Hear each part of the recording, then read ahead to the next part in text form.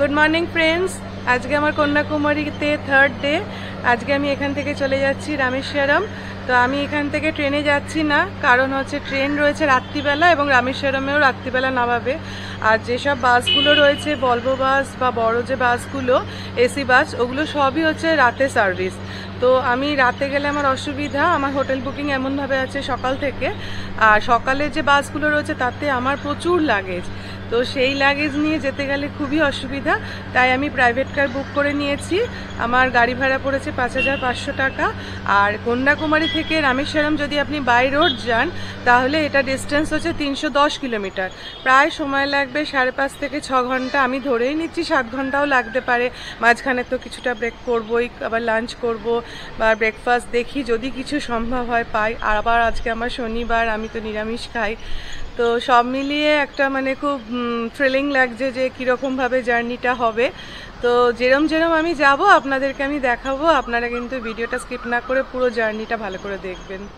গ্রাফিক্সের সাহায্যে দেখিয়ে দিই রুট ম্যাপটা ঠিক কেমন। ইন্ডিয়ার এক্সট্রিম সাউথ থেকে রোড জার্নি শুরু। তামিলনাড়ুর কন্যাকুমারী থেকে কন্যাকুমারী কাশ্মীর হাইওয়ে NH44 ধরে কিছুটা আমরা যাব, তারপর NH44 ছেড়ে দিয়ে তিরুনেভেলি, তুতিকোরিন আর রামানাথপুরম হয়ে রামেশ্বরম পৌঁছাবো।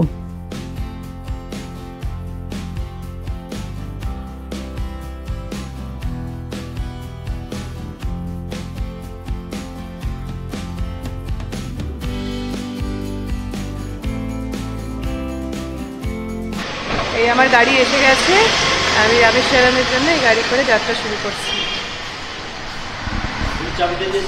ऊपर दे दिया, ऊपर तो लड़का था उसको।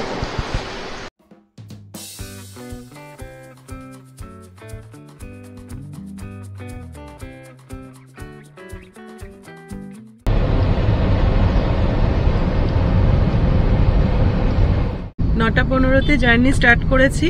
তো রাস্তাটা বলছেন যে ড্রাইভার দাদা বলছেন পুরোটাই গ্রামের রাস্তা পড়বে, সাইট সিন সেরকমভাবে কিছু পাবো না। শেষের দিকে পাম্বান ব্রিজ আসবে যখন আমরা রামেশ্বরম ঢুকবো, আর তখন অন্ধকার হয়ে আসবে কিনা বুঝতে পারছি না। না হলেও কালকে আপনাদের আমি সাইট সিনে গিয়ে পাম্বান ব্রিজ দেখাবো।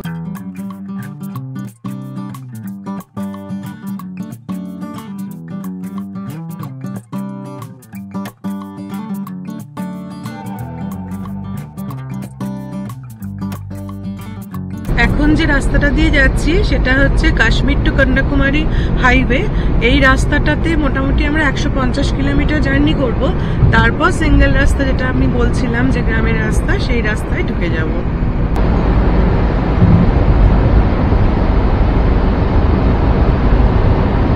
হাইওয়ে দিয়ে এগোতেই দেখতে পেলাম প্রচুর উইন্ড ফার্ম। কন্যাকুমারী সমুদ্রের ধারের একদম প্রান্তিক অঞ্চল বলে এমনিতেই বাতাসের গতিবেগ খুব বেশি, আর এটাকেই কাজে লাগিয়ে তামিলনাড়ু দেশের মধ্যে বায়ুচালিত শক্তি উৎপাদনে সবার ওপরে চলে এসেছে। 1986 সাল থেকে এখানে উইন্ড এনার্জি নিয়ে কাজ চলছে। বর্তমানে দেশের মোট বায়ুশক্তির 25,000 মেগাওয়াট, আর তার মধ্যে শুধু তামিলনাড়ুই 7,500 মেগাওয়াট সাপ্লাই করে। উইন্ড ফার্মগুলোর উপস্থিতি পুরো রাস্তার সৌন্দর্যটাই অনবদ্য করে তুলেছে। রাস্তা দেখতেই পাচ্ছেন কি অসম্ভব ভালো, লং জার্নির জন্য একদম আদর্শ।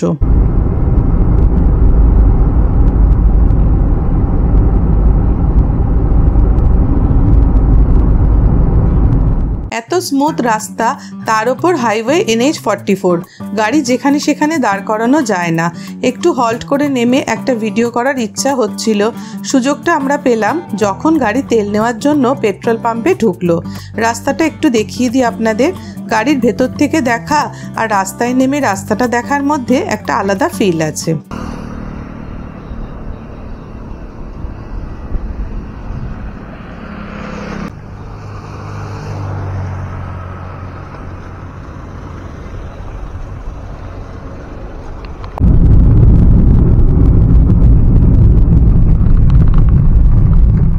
NH44 অনেক আগেই ছেড়ে দিয়েছি, তবে কোন এক্সিট দিয়ে ব্যাপারটা হয়েছে সেটা ঠিক খেয়াল নেই।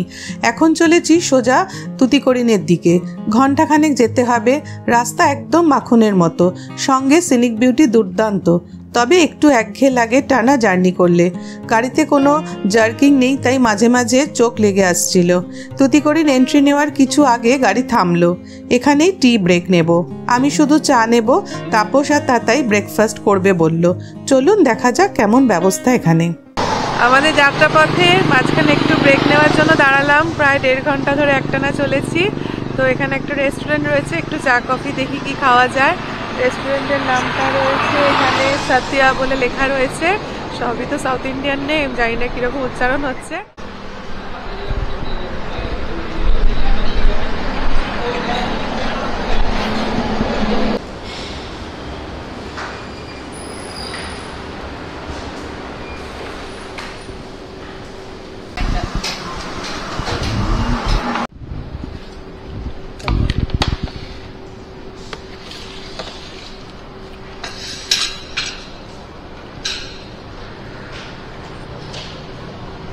দুটো ব্ল্যাক টি, একটা কফি অর্ডার করেছি, আর এখানে মশলা দোসা দুটো অর্ডার করেছি। আর পাশেই ডিপার্টমেন্টাল স্টোর্স রয়েছে, সেখান থেকে একটু চিপস, একটু ক্যাডবেরি বিস্কিট আর একটা কফি শেক এগুলো একটু কিনে নিলাম। অন দ্য ওয়েতে যাওয়ার সময় একটু খেতে তো লাগবে। আমার চা খাওয়া হয়ে গেছে, এবারে আমি এখান থেকে বেরিয়ে যাচ্ছি। যদি আপনারা বাই রোড কন্যাকুমারী থেকে রামেশ্বরম আসে তাহলে কিন্তু এই রেস্টুরেন্টটাই সবচেয়ে বেস্ট রেস্টুরেন্ট, যেটা তুতিকোরিনের একদম এন্ট্রান্সে পড়বে। এখানে এসে একটু রেস্ট নিয়ে চা কফি এবং তার সঙ্গে যদি কিছু মনে করেন খেতে পারেন। আর এখানে কিন্তু ওয়াশরুমেরও ভালো ব্যবস্থা রয়েছে এবং খুব নিট অ্যান্ড ক্লিন।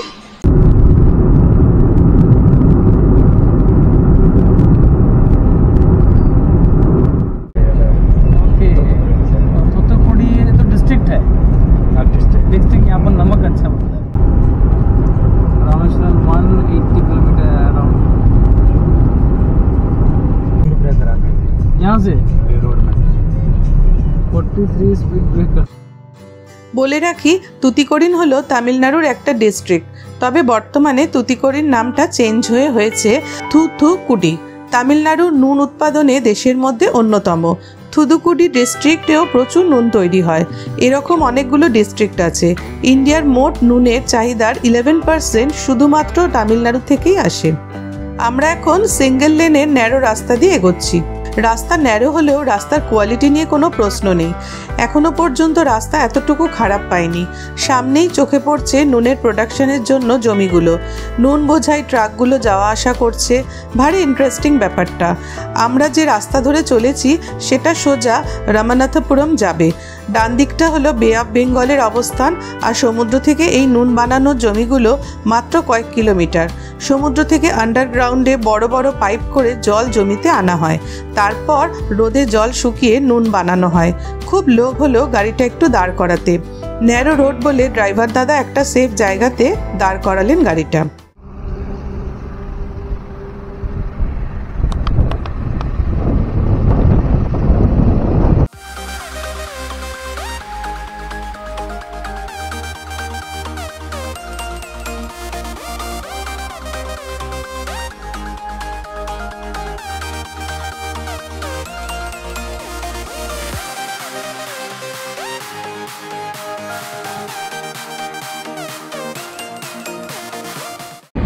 এখন যে জায়গাটার উপর দিয়ে যাচ্ছি সেটা হচ্ছে রামানাথপুরম। এখানে ড্রাইভার দাদা বলেন যে লাঞ্চ করে নেওয়ার জন্য রেস্টুরেন্ট আছে। তো যখন লাঞ্চ করবো আপনাদের আবার আমি দেখাবো।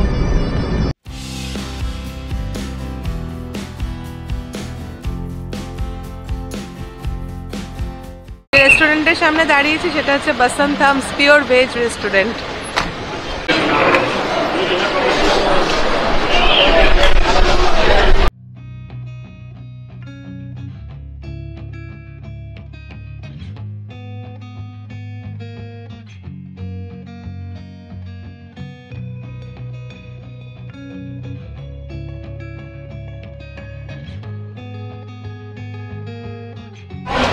তিনটে মিল নিয়েছি, দাম পড়েছে 285।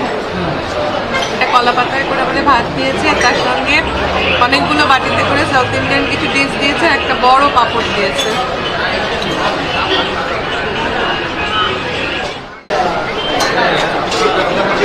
বিভিন্ন বাটিতে বিভিন্ন ধরনের প্রিপারেশন রয়েছে, সবই টক জাতীয়, একই রকম লাগছে।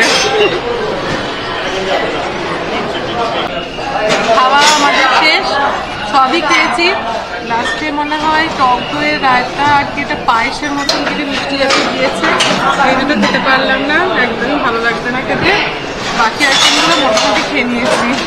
লাঞ্চ শেষ হয়ে গেল, এবার আমরা গাড়িতে উঠছি, আবার আমাদের জার্নি স্টার্ট হবে।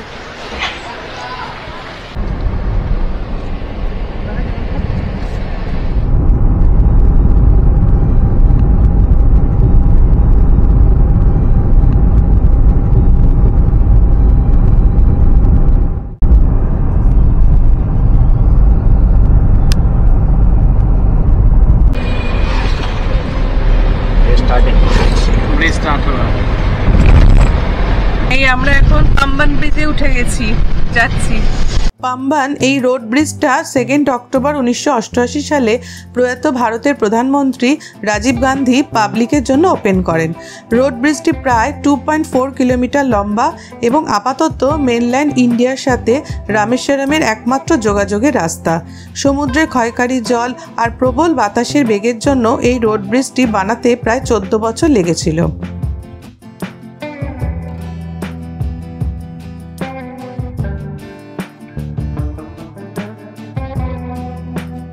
পাম্বান ব্রিজের ওপর দাঁড়িয়ে আছি, গাড়ি আমাদের নিচে পার্ক করা রয়েছে।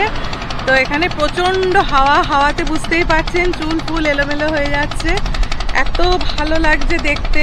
এখানে বে অফ বেঙ্গলের ওপরে ব্রিজটা রয়েছে আর এপাশে ইন্ডিয়ান ওশান, মানে এরকম একটা জায়গায় যে দাঁড়িয়ে আছি এটার মানে ফিলিংসটাই আলাদা। পাম্বান ব্রিজ বলতে কিন্তু 1914 সালে নির্মিত রেল ব্রিজকেই বোঝায়। ব্রিটিশ আমলে তৈরি ওই রেল ব্রিজ ছিল রামেশ্বরমের সাথে ইন্ডিয়ার মূল ভূখণ্ডের একমাত্র যোগাযোগের রাস্তা। 1964-র ভয়ঙ্কর সাইক্লোনের পর রেল ব্রিজের অনেক ক্ষতি হয়, নানা সময়ে মেরামতি বহুবার হয়েছে। যোগাযোগের দ্বিতীয় উপায় হিসেবে পাশের রোড ব্রিজটি তৈরি করা হয়, সেটা 1988 সাল আমি আগেই জানিয়েছি। 2020 সাল থেকে পুরনো রেল ব্রিজের পাশে নতুন রেল ব্রিজ পুনরায় তৈরি করা শুরু হয়েছে। 2022 সাল থেকে পুরাতন পাম্বান রেল ব্রিজ পুরোটাই ক্লোজড। আশা করা যাচ্ছে এই বছরের শেষে নতুন রেল ব্রিজটি চালু হবে, তখন সড়ক আর রেল দুই পথেই রামেশ্বরম যাওয়া সম্ভব হবে। এবার আমি ব্রিজের এই পাশটা চলে এসেছি, যেদিকটা ইন্ডিয়ান ওশান। এখানে দেখুন প্রচুর বোট রয়েছে, জাহাজ এবং লঞ্চগুলো এখানে রয়েছে এবং এত মানে হাতের কাছে কয়েকটা, মানে যখন সামনে যেখানটা দাঁড়িয়ে আছি এর নিচটা দিয়ে যখন পাস করছে মনে হয় যেন টুকটুক করে হাত দিয়ে তুলে নিই। আর ওপাশে দেখুন ভিউটা, নারকেল গাছ রয়েছে অনেকগুলো, এখানে ভিউটা কিন্তু খুব সুন্দর লাগছে। জানি না এটা কোনো স্পট কিনা, এবার এই জায়গাটা কিন্তু ভারী সুন্দর লাগছে, ক্যামেরায় কতটা আসছে বুঝতে পারছি না, কিন্তু আমার তো নিজের চোখে অসাধারণ লাগছে।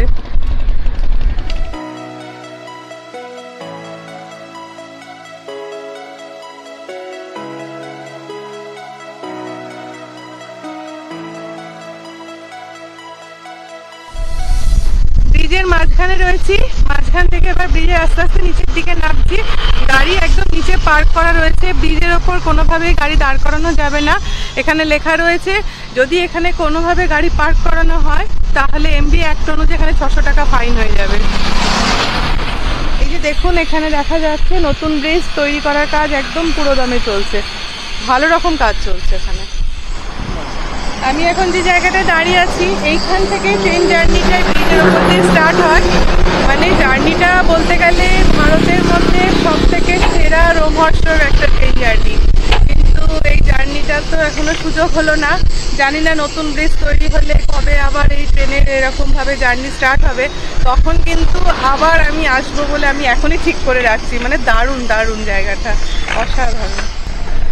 এই পাম্বান ব্রিজের ওপরে আমি যে কথাগুলো বললাম, এবার এখানে প্রচণ্ড হাওয়া, তো কতটা আওয়াজ ক্যাচ করছে বুঝতে পারছি না। যদি আপনাদের শোনার ক্ষেত্রে একটু অসুবিধা হয় প্লিজ সরি তার জন্য।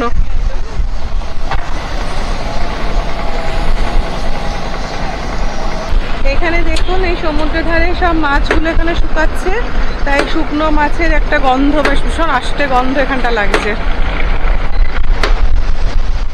পাম্বান ব্রিজ পেরোনোর পর মাত্র 13 কিলোমিটার দূরে রামেশ্বরম। রামেশ্বরমে আমি 2 দিন থাকবো। আমার হোটেল বুক করা নেই, মন্দিরের পাশেই হোটেল নেব। সেসব তোলা থাক পরের পর্বের জন্য। আপাতত হোটেলে চেকিং করে ফ্রেশ হতে হবে।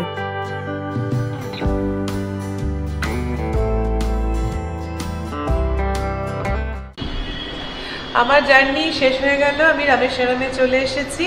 তো সারাভানা ভবন বলে একটা হোটেল রয়েছে, সেখানে আপাতত আমি এখানে উঠেছি, স্টে করেছি। তো আমার জার্নি স্টার্ট করেছিলাম সকালবেলা 9:15-তে, আর 3:30-র মধ্যে মানে 5.5 ঘন্টার মধ্যে আমি রামেশ্বরম চলে এসেছি। তাও মাঝখানে আমি 2বার ব্রেক নিয়েছি।